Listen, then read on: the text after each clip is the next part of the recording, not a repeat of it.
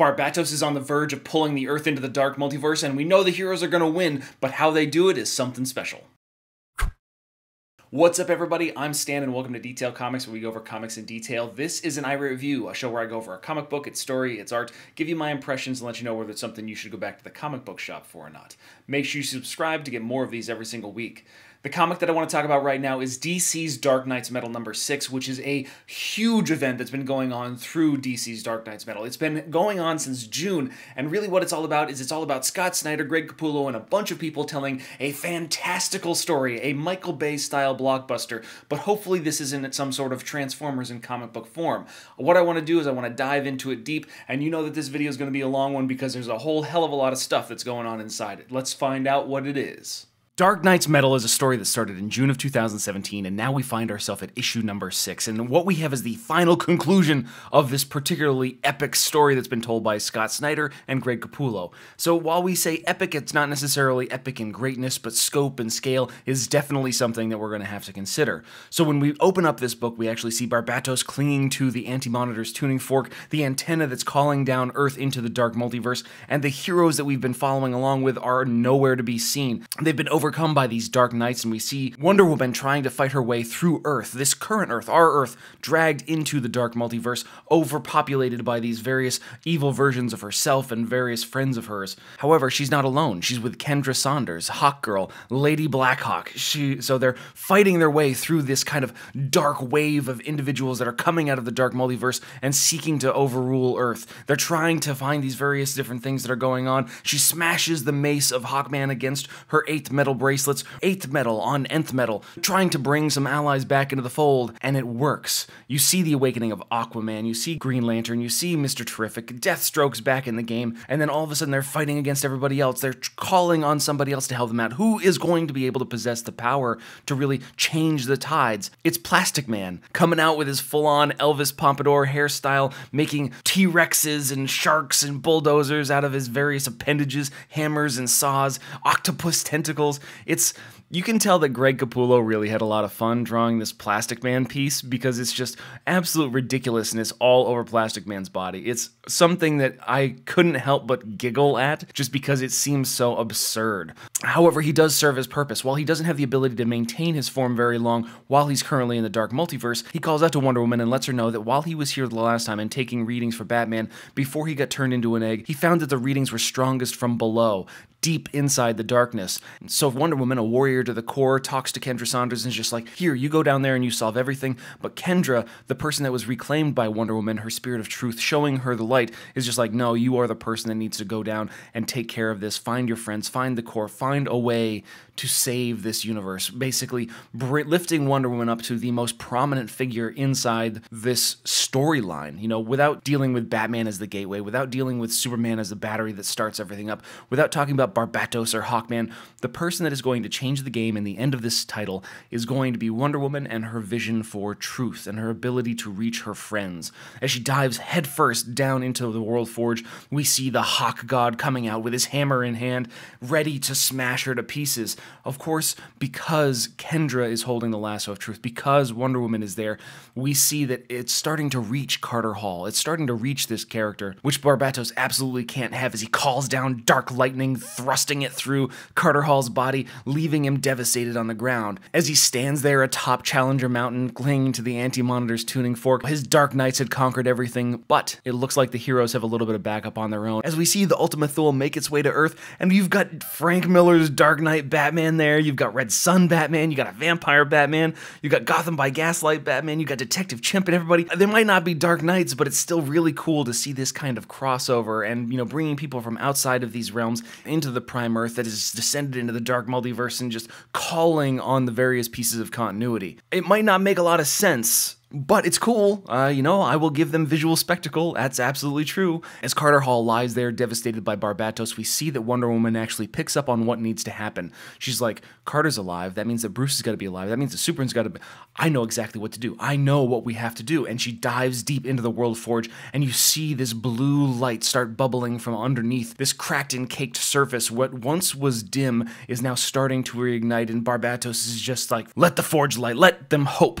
I will create worlds to torture them on for eternity. Of course, this leads to the arrival of Batman, Superman, and Wonder Woman, now clad in glowing, shining silver armor that happens to be made of 10th metal, Element X.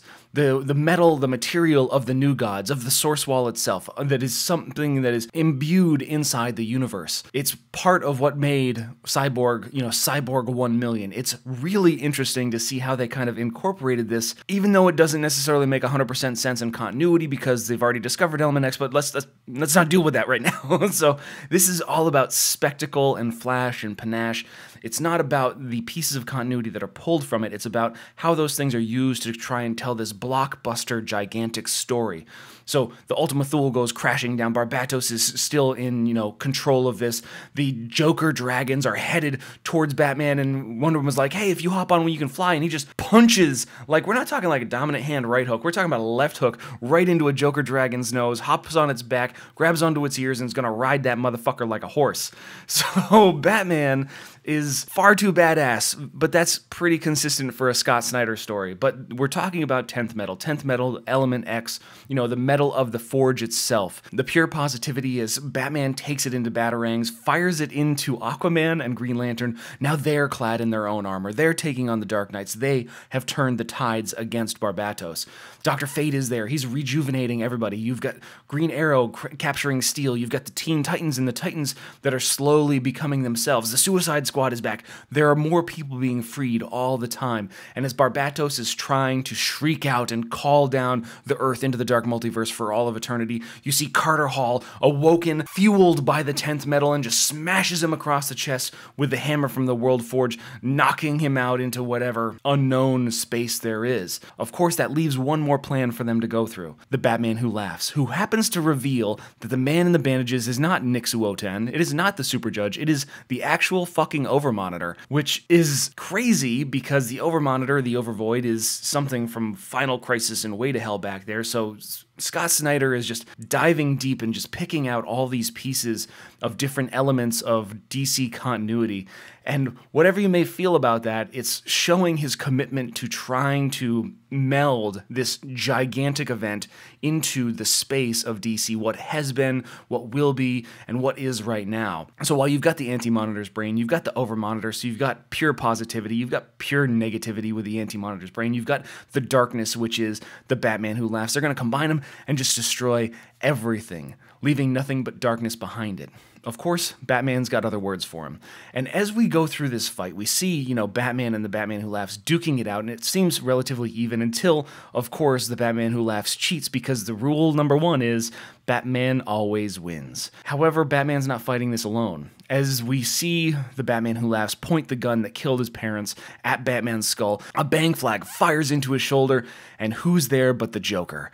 So wielding various bat weapons, batarangs, bat meat cleavers, whatever the hell the Batman Who Laughs has, you see the Joker and Batman fighting side by side to take on the amalgamation, the combination of those two characters and what their real personalities would be. And of course, the unpredictable nature of the Joker is what really turns the tide, giving Batman a slight upper hand on the Batman Who Laughs. Of course, back on the surface of Earth, we see a lot more conflict happening. Barbatos is about to smash Carter Hall to pieces until you actually see Kendra Saunders flying through the center chest of Barbatos, basically debilitating him at that point in time. When we see the Joker last, he's standing over the top, almost like ready to murder the Batman Who Laughs, who's lying on the ground as Batman and the Overmonitor escape from inside Challenger Mountain. And that's where we end the conflict with the Dark Knights, where we end the conflict with Barbatos. But that's not the end of it, because the Earth is sunken into the dark multiverse. However, there's one thing that they need. They need the Anti-Monitor's tuning fork, but it is gone. Instead, they have something more. They have Element X. They have the 10th metal, and they're going to use it as a resonant feature. They're going to basically use it as a way to connect with every living thing, because Element X, the element from the World Forge, every being has a small piece of that metal in it. and they reach out, mentally or however you want to kind of, symbolically say this. They're not singing. It's not like you've got music around here, even though that would probably be a bit more appropriate. You see them reach out using this element X to connect with every individual throughout the universe. They reach out, they connect, and then they raise the Earth up. But then they reach beyond that. They reach out to the limits of the DC Universe itself. You see the source wall, and they break through the barrier of it, crumbling, cracking the source wall, exposing themselves to everything that lies beyond, if there are things that lie beyond. And you see a golden hand reaching its way through. And while Scott Snyder makes some poignant little references, but the real thing is, like, what's going to be the consequences of this action of fucking with the source wall? It's one of those things that you can't really think about. But we'll dive into the epilogue where you see that golden hand and it turns into Alfred inviting everybody in, and we're at a giant dinner party and you've got everyone there talking about what's happened. So they've rebuilt everything. Challenger Mountain's back in the Rockies. Barbatos is basically imprisoned over the World Forge using chains forged by the Overmonitor himself, basically burdened with the rest of eternity watching these new worlds being created. And what we run into is that a lot of different art is being used for these last two splash pages, which are going to deal with Hawkman. Hawkman has written all these things down in his journal, just spitting out all these notes that are necessary, but he will be recovered, which we're going to find out in June because that's when his book is solicited. We see the Metal Men, we see the Immortal Men, which are finally going to make their way to the page after being delayed for almost 8 months at this point in time.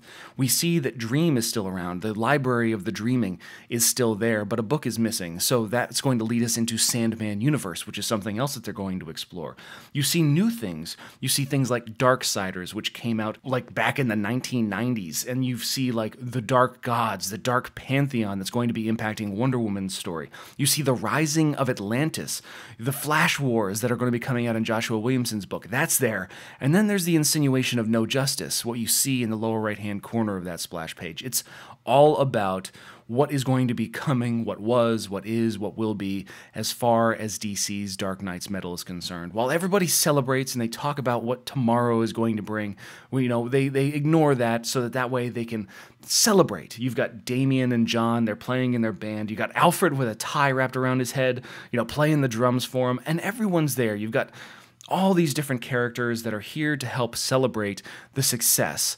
But the one key is what they're planning for next. And this is where it sets up the Hall of Justice, New Justice, and everything that's going to be going on inside Justice League for Scott Snyder and the rest of the DC Universe. Again, when we talk about this, I really need to discuss what happened, man, because they blew a whole crap ton of stuff apart. When we talk about the Source Wall is where you have Yuga Khan, the father of Darkseid, one of the most evil, despotic people inside the known DC universe. He's imprisoned inside the Source Wall. You go check Green Lantern Corps. There was an entire story arc about him trying to get freed. When they did their last Final Crisis thing, that was one of the Shazam storylines. He made himself into a god that could... Man, it's like, what happens when you crack open the Source Wall? Not only do you expose yourself to all these different things that are coming in from these unknown entities outside of the DC universe, but you've got things that you were using that as a resource for. The tie-in of Element X to the New Gods and how that kind of, 10th metal is actually from the World Forge. It's interesting as far as that perspective is concerned. And then you've, of course, got the resurrection of the Overmonitor, who is basically the overseer of all monitors, and Nix Wotan was meant to be his kind of like his tool, that he acts through when it comes to that kind of stuff. But it's one of those things where Dark Knight's Metal is an event of cataclysmic proportions when it comes to the DC universe. And it's one of those things that's on a blockbuster scale, similar to like a Transformers movie or something, this giant disaster movie. It's something that you could find a lot of entertainment in. However, when you start digging into the minutiae and the details and you see exactly what's going on and what has been changed, what has been manipulated, what has been influenced by Scott Snyder and the rest of the team that kind of took up this 15 to 20 issue series, everything from the Forge all the way through the various tie-ins, the various one-shots, and everything that's going to be coming after. This is just the beginning of a much greater story arc that's going to kind of overlay with Doomsday Clock and everything that goes along with it. So I'm going to hold reservation on it until I read it again in its entirety, but I can see that everybody's really entertained by it. However, it might cause more problems than we see. But I want to know what you guys think, so hit me up in the comments down below so we can start that But I want to know what you guys think too, so hit me up in the comments down below and we can start that conversation. As always, if you like what you see, hit the like button. Don't forget to subscribe to get more news, reviews, and commentary on comic books, comic book movies, comic book TV shows and games, and anything and everything inside the world of comics.